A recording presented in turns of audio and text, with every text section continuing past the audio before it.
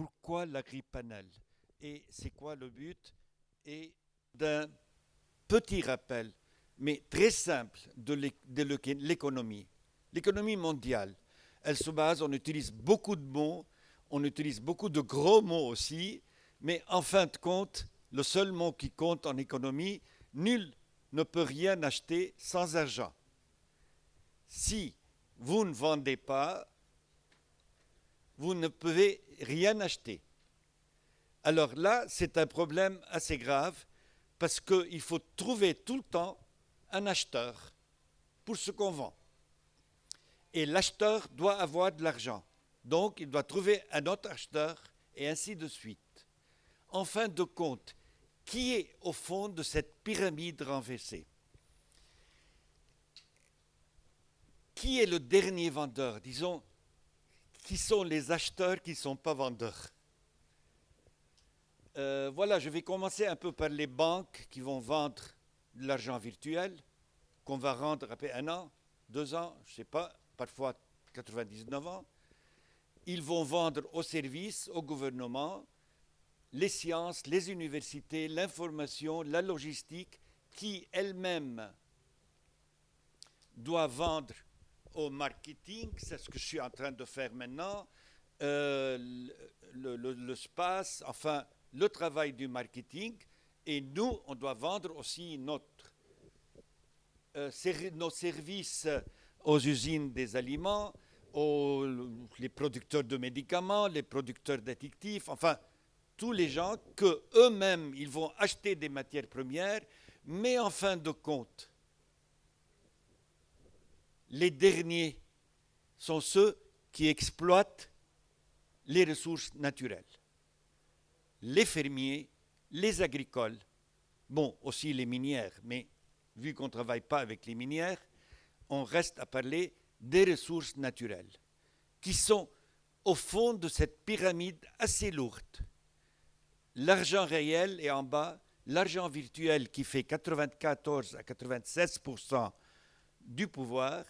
Si, disons, cette pyramide va écraser notre travail, on va scier la branche sur laquelle tous nous sommes assis. Chacun présent ici dans cette salle et tout le monde, si on ne sauvegarde pas le fermier, l'agricole et l'agriculture.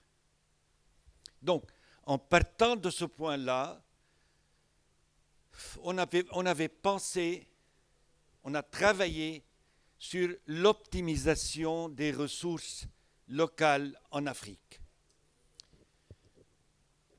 C'est un rendez-vous qui est devenu stratégique. Chaque année, il est en train de prendre beaucoup plus d'importance. Pourquoi? Pour la simple raison, le contexte, c'est que l'Afrique est le continent le plus riche au monde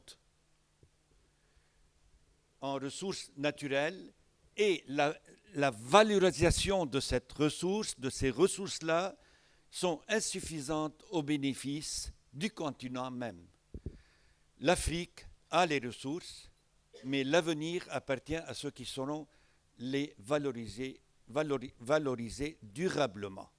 Donc, pas simplement donner une valeur maintenant, mais que ça soit durable, que ça soit perpétuel.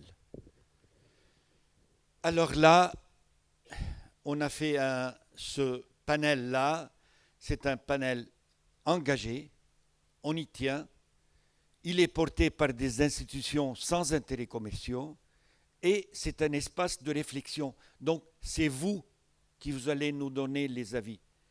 Personne ne peut dicter ce qu'on a besoin. On a besoin de vos réflexions, de vos idées. Nos intervenants, ils vont vous lancer les problèmes, peut-être pas de solution, peut-être des propositions de solutions, mais c'est à nous de le discuter juste après. On a choisi 4 enjeux qu'on va discuter aujourd'hui.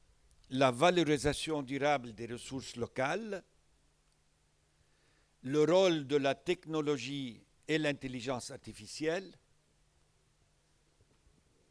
le développement des compétences des jeunes Et si on n'a pas de jeunes, on n'a pas un futur. Et l'adaptation au changement climatique.